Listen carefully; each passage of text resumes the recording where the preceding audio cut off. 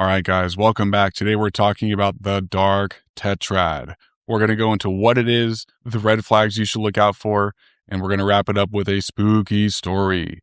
This episode will make a lot more sense if you've already listened to Narcissists Part 1 and 2. But if you haven't yet, you will still walk away with a good idea of what to avoid when you're meeting new people or new prospective romantic partners. And we also have a couple of announcements at the end of this episode. All right, cracking on with it. It is crucial to learn about narcs and dark tetrads, especially after you've been dumped, because of what can happen to you as a result of getting romantically involved with one. People who become victims of personality disorders have significantly elevated risks of self-harm, either physical or substance-wise. They're also likely to develop PTSD, and are more likely to commit suicide when in those relationships or just after they get tossed aside like a piece of trash. People with personality disorders have the capacity to screw you up in many ways, so it's important to learn how to avoid them. You're going to have a much better understanding of all that once you're done with this episode.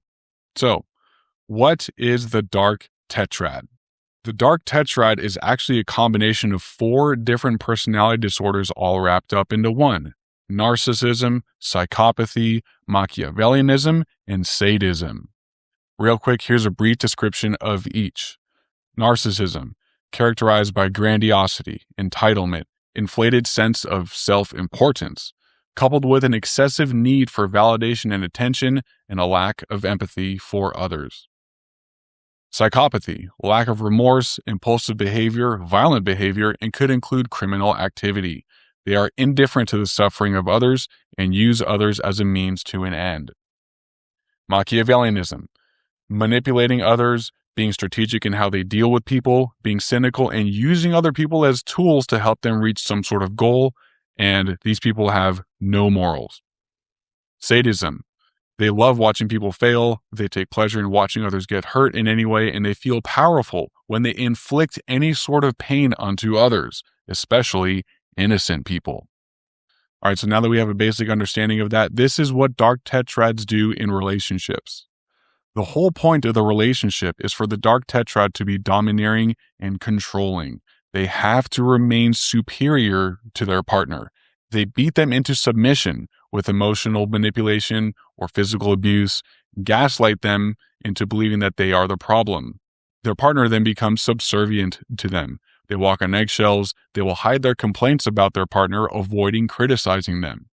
The dark tetrad will also drive a stake in between the victim and their loving family and friends, eventually tricking the victim into thinking that they are the only person who can truly love and understand them. Sounds like narcissism, yeah, but the dark tetrad takes it further. They will take pleasure in the manipulation process and then enjoy watching their partners go through the grief of losing those friends and family. The victim then becomes so emotionally broken that they cling to the only thing left that gives them a sense of belonging and emotional connection, the dark tetrad.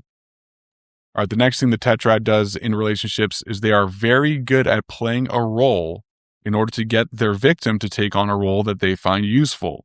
A common one we see with dark tetrad women is they will get their partner to make all the money so the tetrad can sit at home and be a lazy piece of shit.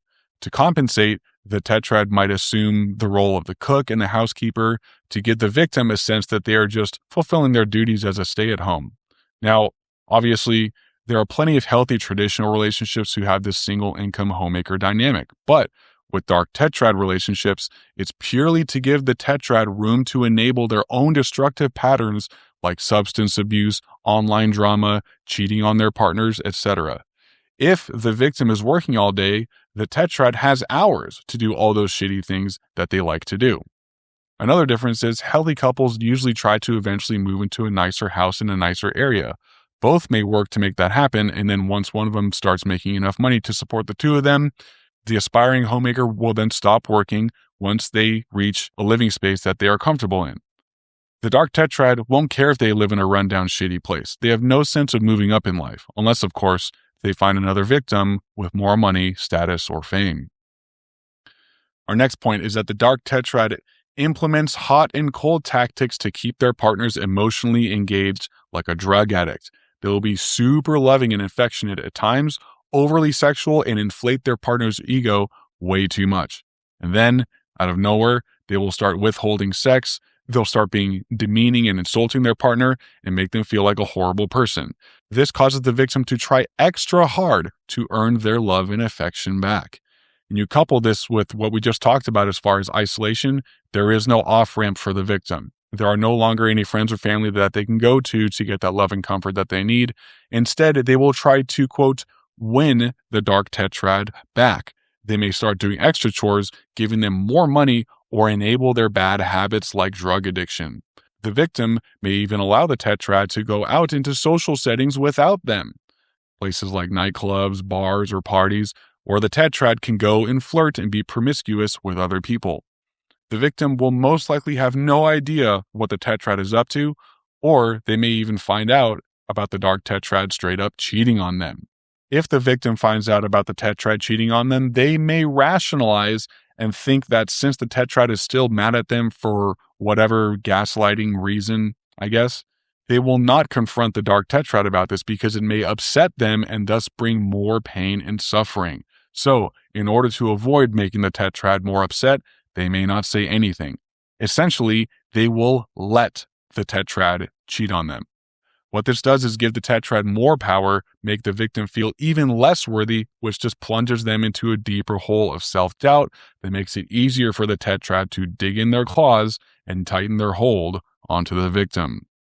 Our next point is that the Tetrad seeks to keep good influences out of their victim's life. This is where things get chaotic. The good people in the victim's life will also most likely experience collateral damage that the Tetrad orchestrates. Most likely, the victim has some friends and family that are strong, smart, and outspoken about things that concern them. For example, the strong people in the victim's life are likely to confront the victim about the Tetrad, expressing their concern that their friend or their brother or whatever is getting romantically involved with a person who rubs them the wrong way.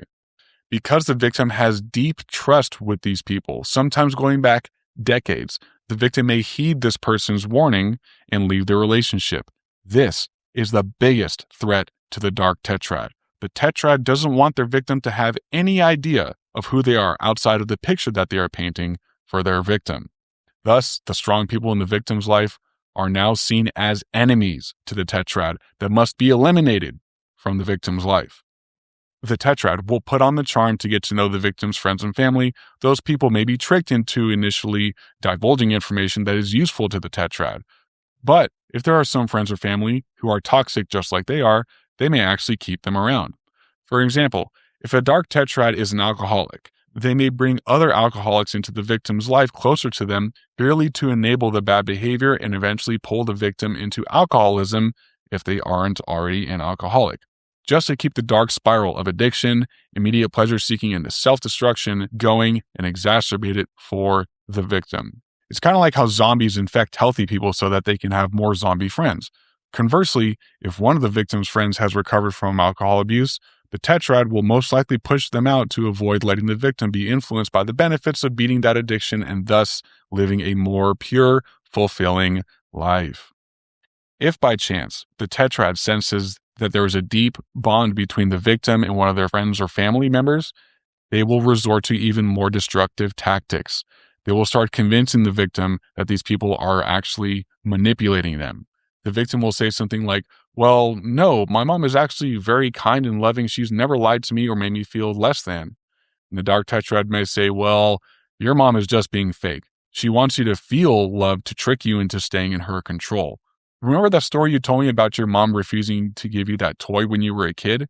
It's not because she didn't have the money like she said. It was to hurt you. She was actually mad at you for doing this one thing and she wanted you to suffer. I've seen this behavior before, babe. My mom actually did the same thing. Then, once I told my mom to fuck off after she got super upset, she started screaming at me. I just sat back and said, you have no power over me anymore. And now my mom respects me. So, you just need to write her off, babe. I hate seeing you under her spell, and you'll feel a lot better once you cut things off. Trust me, I'll be here to comfort you because I know it will be hard. Don't forget, it's you and me versus the world. Essentially, The dark triad will provoke fights, arguments, or ghosting between the victim and the good people in their life. They will convince the victim that those people's strengths are actually being used to tear down the victim in some way, shape, or form. Then, with the bad influences in the victim's life, the dark tetrad will convince them that those friends are actually the ones who indeed understand them. But we all know bad influences keep you stuck in that spiral of addiction and immediate pleasure, things like that. Bad influences have a shitty mindset. They aren't strong. They avoid challenges and failure in the short term. They don't plan ahead. They are self-destructive, and they don't have the capacity to think about things beyond a surface level. Good influences, on the other hand, want to bring others up with them. They help their friends and family go through hard times, offer constructive advice and constructive criticism if needed, because they want the people they love to succeed. But part of that success comes with cutting bad things and people out of your life. That is the number one enemy of the dark tetrad. They don't want their victims to have a growth mindset. They don't want them to succeed or do anything to reinforce their self-esteem, because they know that if their victim keeps hanging around people who are healthy, caring, and supportive, the victim will start looking at the dark tetrad and think, am I really considering getting serious with this person? Their lifestyle isn't something I want to get involved with. The dark tetrad will do anything to keep those people out of their victim's life. Doesn't matter what sort of destruction ensues. All right, so that covers what a relationship with a dark tetrad will look like. Now it's time for the red flags, things to notice before you decide to get serious with someone like this. Here are some quick red flags that are similar to the narcissistic red flags. Here we go. Relational aggression, spreading rumors, subtle undermining, isolation from friends and family. Next, we have gaslighting. Next, we have relationships are just a means to an end just for their personal gain, things like money, fame, or housing. Next is a history of frequent short-term relationships moving quickly into a new relationship, like really fast. Next, we have using sex as manipulation. Then we have victimhood, to elicit other people solving their problems for them. You'll see smear campaigns and rumors to push people away from the victim or destroy the victim's life in this way once they leave the dark tetrad. And this last one's really interesting. Excessive jealousy along with preventive jealousy. This is basically someone who is jealous without cause. There's no reason for them to be jealous, but they still are. But if the victim cheats, the dark tetrad may actually refuse to leave the relationship. They'll say something like, well, you cheated on me, now you owe me. So in addition to those ones, you will also see these red flags. Cruel humor and sadism, dark jokes, expressing glee in watching other people suffer, laughing at bad things that happen to other people, mean-spirited teasing towards people or you, especially if it's directed at a deep-seated insecurity. Unlike narcissists who have a lack of empathy, dark tetrads have zero empathy. They have no ability to empathize for other people. They do not feel remorse when they do something to wrong someone else. They instead enjoy watching that person suffer and feeling superior to them. Number 2, exploitation of resources. They will ask you for financial help way too early, like on the first or second date. They may also try to move in with you way too early. They may ask you to solve a problem for them or to, quote, rescue them from an abusive relationship or situation. They play into the knight in shining armor that most guys daydream about being. They might ask you to comfort them with something that's going on. But of course, there is no reciprocating these things. I wouldn't count on them paying you back that money. They won't be available to rescue you from a bad situation. And when you come to them for emotional support in return, they will be cold and not supportive at all. Next red flag. They demonstrate risky behavior that can be self-harming or harmful to others around them. Examples include heavy substance abuse, driving drunk, just driving erratically in general, going to parts of town that are dangerous, and getting involved with other toxic people. They also have horrible money habits, large amounts of credit card debt. You'll see reckless spending, overdue bills, late rent payments, taking advantage of squatters' rights, or just no concept of saving money to keep their future stable. Next red flag. They have a history of creating violent drama, breaking up friendships and families, getting in trouble with the law, doing illegal things and getting away with it, even if it's shoplifting or illegal substance abuse. And for our last big red flag, unlike the narcissist who may lash out at the slightest threat to their ego, Dark Tetrads won't lash out. They will hide their reaction and instead manipulate you or other people in your life to enact revenge later down the road. If you challenge them or upset them in any way, they'll just find out more ways to dig in their claws and start dismantling your identity even more. Their revenge is long-term and will eventually destroy you and start affecting the people around you. Overall, guys, Dark Tetrads are a fucking mess. Nothing in their life is stable. Their mindset is shit. Their friends are shit. Their finances, shit. Everything they do is utter bullshit. There is no consistency. They have no desire to challenge themselves to be better. They have no real idea of love and give zero shits if what they are doing is harmful to other people or even themselves. And we talked about the red flags that are supposed to give your gut that uncomfortable feeling when you're getting to know a narcissist, but Dark Tetrads should make all of those alarm bells go off with the addition of their red flags. Tetrads and narcissists both have extremely sensitive egos, and their entire image is rather pathetic, to be honest. It's built on fear, hate, dark energy, jealousy, and insatiable desire to control.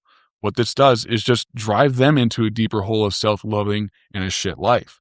And it almost makes me feel sorry for them. But I've had enough experiences with different types of narcs and a couple with tetrads to make me just indifferent to the pain that they are fully capable of pulling themselves out of. It's their choice to live like this. And while I wish they could do better, they just can't. And they won't. Oh well. As far as implementing screens to detect this type of person, like we discussed in last week's episode, you can basically just use those same prompts that we use to detect narcissism, since narcissism is one of the personality disorders present in Dark Tetrads. Play into their ego and get them to reveal how they handle criticism, accountability, honesty, etc.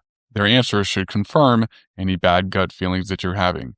If you think you're sitting in front of a Dark Tetrad, you can also ask them about things they do just for the thrill. You can ask them how they reacted when they watched someone get hurt. You can also ask them if they've done something horrible and gotten away with it. Work in your screening questions if their behavior is giving you that bad gut feeling. Overall, though, regardless of how many signals they give off or what their answers to your screens confirm, if you think you're getting involved with a toxic individual, take some time on your own and evaluate.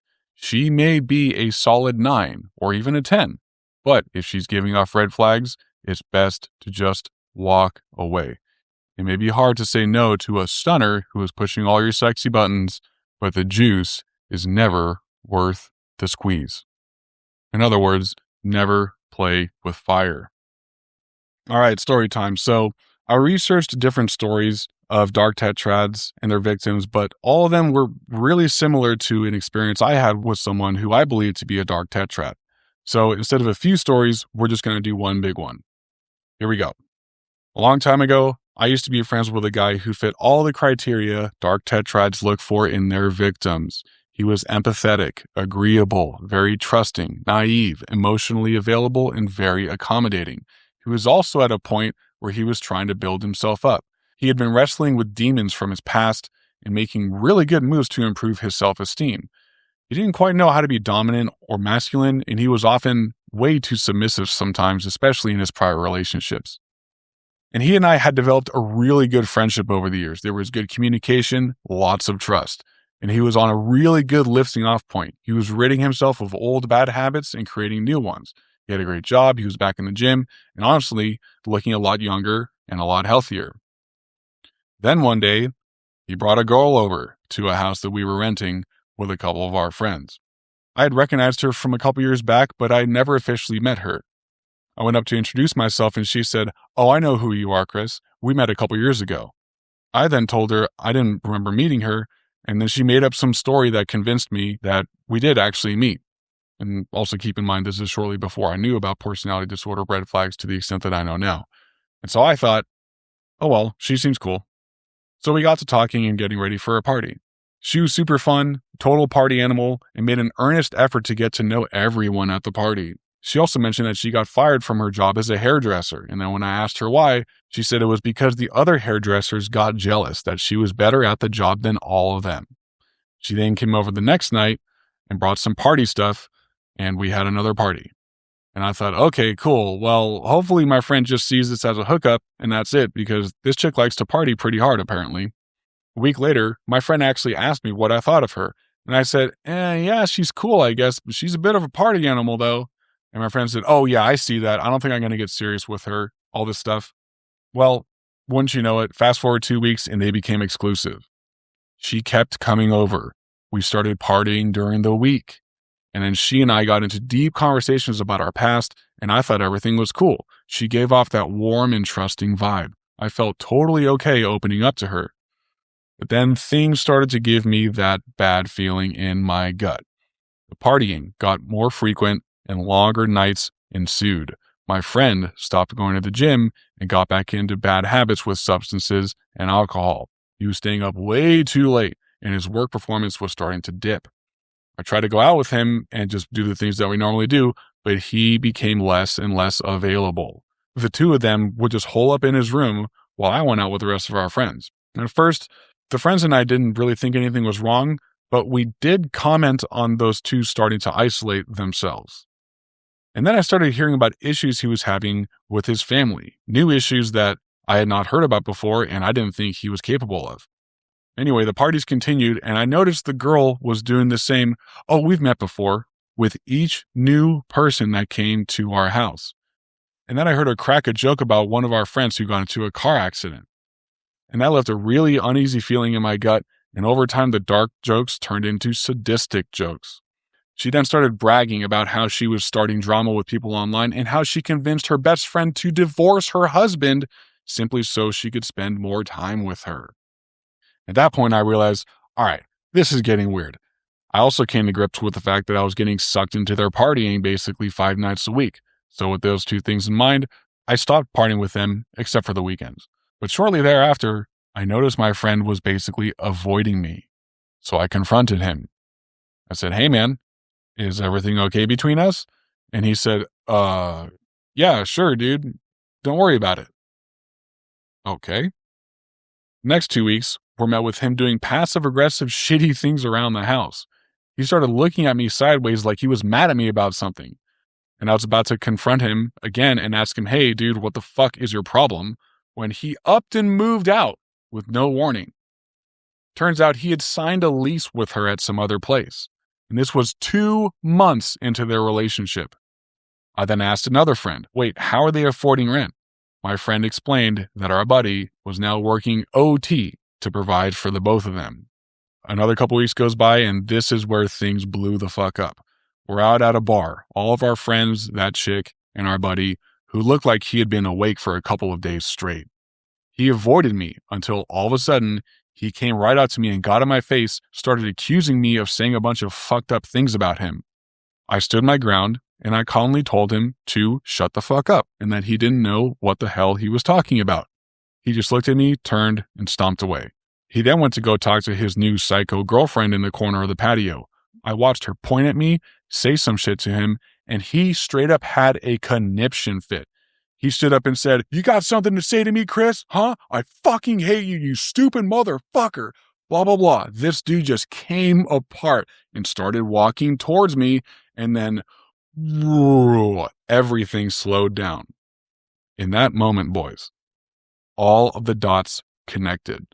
I then realized that she was indeed the one turning him into the worst version of himself. She was the one turning him against me, and she was trying to tear him away from me in the worst way possible by manipulating him into starting a fight with me. But I still saw that kind, gentle spirit in him, even when he was looking like he was about to throw a punch. I then did the only thing I could to prevent him from sparking that fight. I waited for him to get closer to me, and then I said, I don't want to fight you, bro. I love you. This dude stops. His face fell from anger and rage to sorrow, shocked at me saying that to him instead of getting ready to fight. And if you guys recall, in episode 1, I talk about emotional control and reference a couple instances of de-escalating when I was faced with threats of violence. This was one of those instances. So here I am, resisting every urge to tell him that his girlfriend is a psychotic, evil bitch who is turning his life upside down, and there he was, remembering the friendship that we used to have. But, of course, it didn't even last 3 seconds. Once she noticed him stop in his tracks and start to relax, she then called his name and said, "Get back here!" This dude puts his head down, tucks his tail, and walks back to her sheepishly while she cackled like a demon. At this point, I was like, all right, fuck this. I need to leave. I could hear her yelling something at him, just trying to get him fired up again. He then turned around again and started yelling at me again. And at that point, I just ignored him and fucking walked out. I went home in shock. I actually called a couple of my friends to help calm me down from the whole situation. And I couldn't sleep that night. Come to find out, it was just the effects of experiencing the abuse that Dark Tetrads are fully capable of. I had just never experienced it before. And I haven't spoken to him since. Come to find out later that everyone who watched this whole thing go down in the patio space of the bar was also outcast from their life. I also found out that he had just become a hollowed out shell of who he used to be. There was no life left in his eyes, and he had basically become her slave, needing her explicit permission to do anything. And honestly, I hope he gets smart and leaves. Long shot if he'll actually try to make things right with me, but I fear it's too late for him. He's just lost any sense of who he is. Wrapping up here, boys, that's it as far as detecting the Dark Tetrad. Did you learn anything today? Did any past experiences come up? Share your thoughts in the comments. Who knows?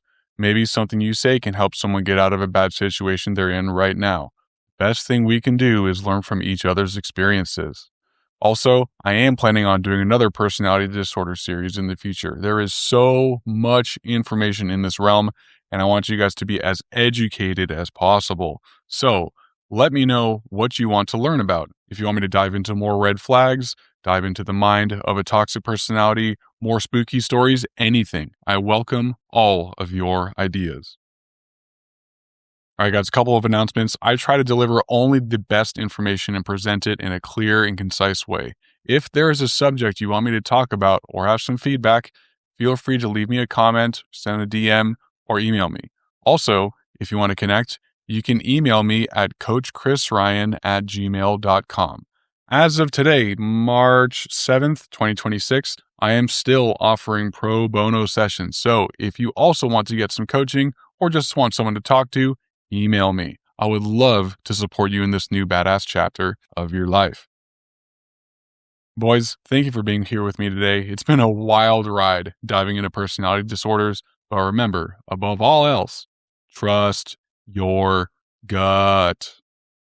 See you next week. Thank you for joining me in another badass episode, brother. If you want to accelerate into this new chapter in your life and get a boost into your badass journey, sign up for a free 45-minute consultation for post-breakup or divorce coaching. All the info is in the episode description. Also, please remember to like and comment. And if you know anyone who could use this info in their badass journey, please share this episode with them. None of this will be possible without you guys. So thank you again, and I will see you in the next episode.